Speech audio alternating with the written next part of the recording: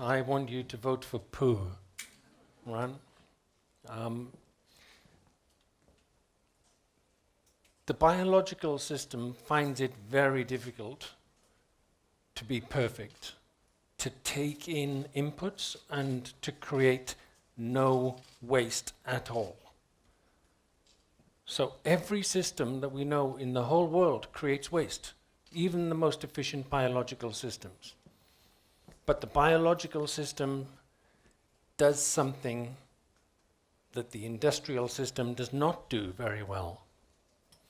There is always something that eats the poo. And that's what the story of this morning is about. We're in a really amazing building. I've really enjoyed being around today. People are trying to find a way to use the waste that other people produce in their work, in their factories, in their homes. We are trying to copy nature, and I want to try and explain how that works through this very particular metaphor of the golden poo. I choose gold as a material because it has two incredibly important properties. The one we all know about. It's very valuable, it's rich. But the other one, it's the most stable metal. It doesn't rust, it doesn't corrode, it stays there for a very long time. That's one of the reasons why we buy gold, not just because of the look and the rarity. If you buy something gold, in 100 years' time, it's still in the family, right? It's still valuable, it hasn't gone away. That's a very good property for a ring. It's a terrible property for waste, that it doesn't go away. And I'll be using that metaphor to explain more about how the industrial system works. Now, our research is trying to answer some really basic questions. Why are we in the mess that we are in today? Why is the system in trouble? And you've already had great presentations that explain some of those problems. Vast quantities of construction waste. When I listen to Mukesh's presentation on potatoes, he seems to start with 100 kilograms of potatoes somewhere in a field. And by the time it reaches somebody's stomach, it's about 1 kilo. It's it's a very, very small number. That's not what I expected. I thought the system would be better than that. And maybe that's true of all of you. You think the system that brings our kimchi, the system that brings our rice, nobody is sort of throwing it out of the window, right? But if they're not doing that, where is all this waste coming from? And that's what we study. We're really interested in studying this problem, whether it's in a construction site, whether it's in a factory that makes clothes, whether it's in a food factory or a car system. And so I want to use this story of the golden poo to explain to you why this keeps happening. What is the root cause, the bottom reason? If we understand the root cause, we can build answers that will live a long time. We don't just solve the surface of the problem. We don't just solve the problem we see today and now. We solve the problem forever. That's why I'm going to talk about golden poo. I'm also like talking about poo.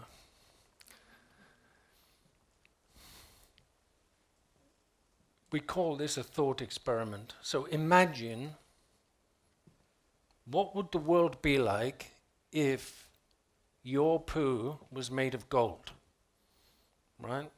And what I want you to think about is that gold doesn't go away, right? So eventually, the world is covered in gold because you keep making it, but nothing can take it away. It might sound like a nice idea for the world to be covered in gold, but we understand what would happen if that was true. So the property, the thing that's happening that we're scared of, is that nothing eats it. And if nothing eats it, the problem is just going to get bigger and bigger and bigger. So we have to find something to eat it. And nature is really good at finding answers to that problem for nature. There is no poo that something doesn't eat. And I think the very first presentation from our ecologist, I'm sorry I've forgotten his name, he said we don't study enough about the system that decomposes. And I think that this is the system that I'm talking about now. The system that takes poo and turns it back into raw materials that we can build into those animals and those organisms that we recognize. When we think about nature, a tree is eating something using materials which have been decomposed from other organisms' poo. The big circle keeps going. Darwin gives us an answer to the problem. The world will never be covered in gold because some creature will work out that if you are sitting on this gold, nothing is fighting for the gold. There's no competition, and it's like, really, it's a lot of gold. It's everywhere in the world. So I somehow will evolve and learn how to eat gold. And it's going to be great because there's lots of it. And that's how evolution would solve the problem. If we have infinite time, there is no poo that something won't find a way to eat. All right? So if we did this really slowly and we allowed millions of years of evolution to happen, the problem wouldn't be a problem. The problem that we recognize today of landfill is a problem of 200 years. We've gone very, very quickly into a system that looks like this.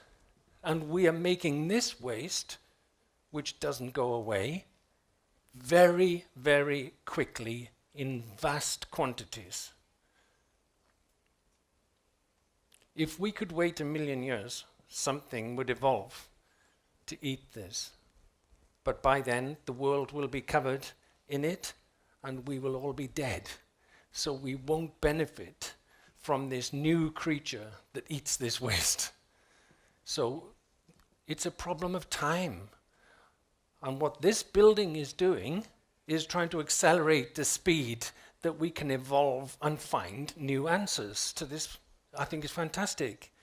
There isn't one answer, there's 1 million answers, and hopefully 10,000 of those answers will come from this building. People will come in here, they will see waste, they will look at other people's ideas, and they will generate their own ideas and find a particular waste and make it disappear by turning it into something useful, by upcycling it, by improving its value. I'm worried that we have built a system with the industrial system, and I love factories. I work in factories all around the world. I love them. I love the clothes, the shoes, the computers, the cars, the windows. I even love boring things like carpets, right? And paint, because without it, the world wouldn't be what it is today. And all of those things come from factories. I'm really proud of that. But the other thing that comes from factories is this mess in great volume. It doesn't just come from your home. It isn't just what you do at home that creates this mountain. In Korea, what you do at home is about 15% of this mountain. If I remember the numbers right, construction is 75%, and commercial is about 10%, I think. So what you do at home is about 15% of this mountain of waste. Here. I'm interested especially in the other 85. How are we going to solve that problem? Well, I'm going to tell you about the other property of gold. Something will evolve to eat the poo because it's gold. We're humans. We like the money in the gold. So this is the other nice thing about gold. It lasts a long time and we really like it and it's valuable. We can turn gold into dollars. Something is going to find a way to make money from that waste. I hope it is you. I think that person over there, you look like you want to be really rich, right? You want to be rich? Go and find a way to turn waste into money, because there is a lot of waste and it's free, right? And if you can turn it into money, you can get rich. And that's what this building can help you do. So please leave at lunchtime, go and walk around the building, look at the fantastic ideas, look at the materials, and have your own idea. That's how we're going to change this system. If you don't do it, I'm going to do it, right? And in 10 years' time, you will say, this is really, I'm annoyed, because that man is rich, right? And he stole my idea, right? I was going to take this waste, and I was going to do this thing with it, and I was going to make a business, and I was going to get rich, and he did it. You don't want that, right? You don't want this stupid man getting rich. You want to get rich, so please go and do that yourselves. We talk about finding the gold in the system. And I want to give one example of where that gold might be, which is really unusual example. So this is a picture of a factory that makes sugar. This factory is about 1 hour away from my office in Cambridge. And the way you make sugar starts with the blue picture in the bottom. So if you start in the blue picture and go backwards along the green arrow, you will reach a truck that is bringing the sugar beet from the fields into the factory. And that's what every sugar factory in the world does. They all do that green line. And they have machines that take the sugar beet and wash the dirt off. They have machines that cut the outside of the sugar beet. They have machines that put water and cut up the rest of the sugar beet. So all of those steps are complicated machines. And at every step, something is wasted. Something comes out that you want, and something comes out you don't want. And this is where this factory is really different. Everything that comes out that they don't want, they have looked at really carefully. And they've gone, what's in this thing? And how can we sell it to somebody and make lots of money? So I'd like to show you this little square, these 4 squares here. This is just one little type of waste. And if you looked at it, it would just look like something that was in the kitchen, you know, at the end of the meal, before you put it down the hole. It's just a bit messy. I don't really know what's in it. But if you ask a biologist who looks in the microscope, if you ask a chemist, they can find really interesting chemicals. And they go, oh, wow, have you seen the chemicals in here? And this company did that. And the chemicals they found were drugs. Drugs for fish, drugs for sheep, and drugs for cows.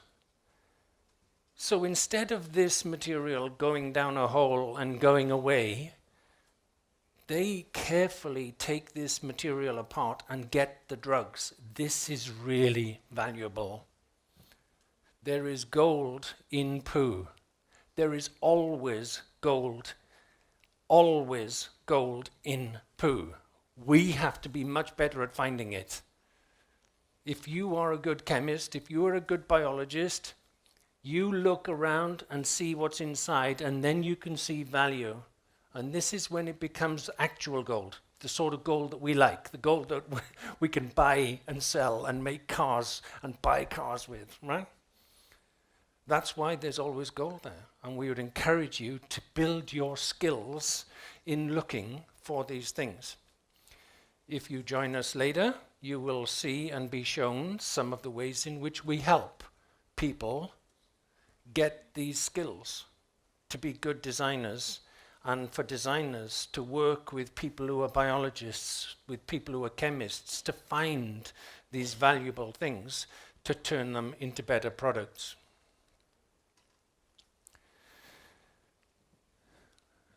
So what can you do? I'd like you to go right to the bottom of the slide. The first and most important thing you can do, I'm asking you, please get rich, right? Start a business, take something that people will give you for free and turn it into money, right? Please do this. If everybody in the room did this, people would copy you. The Seoul Upcycling Plaza is a really interesting experiment. No one else in the world is currently doing this. I think it's a really interesting experiment and investment. If the people of Seoul can learn how to do this time after time after time, then you will have less pollution, less landfill, and you're going to be richer. And people will copy you. And you will not only be rich, you will be famous, if that's what you want. And I'm very happy if that happens, because the world will copy. And that's how we're going to solve these problems, these stupid problems that we've accidentally created of this waste. How do you behave if you're not going to start a business? Right? Not everybody wants to start a business, so I would like to give you some clues about what you can do. When I'm trying to solve a really tough problem, I always start by thinking, how would Darwin think? Because I think there is an incredibly universal power in his theories.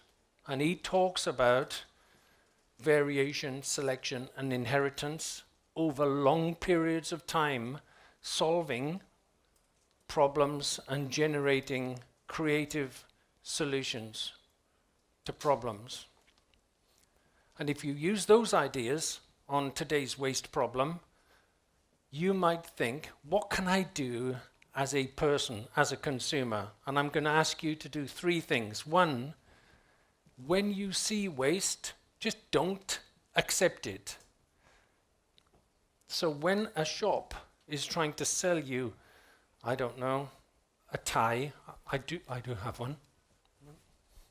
When a shop is trying to sell you a tie, and it's in a plastic bag, which is in a box, which is in a paper, which is in another box, just take the tie and give them the money.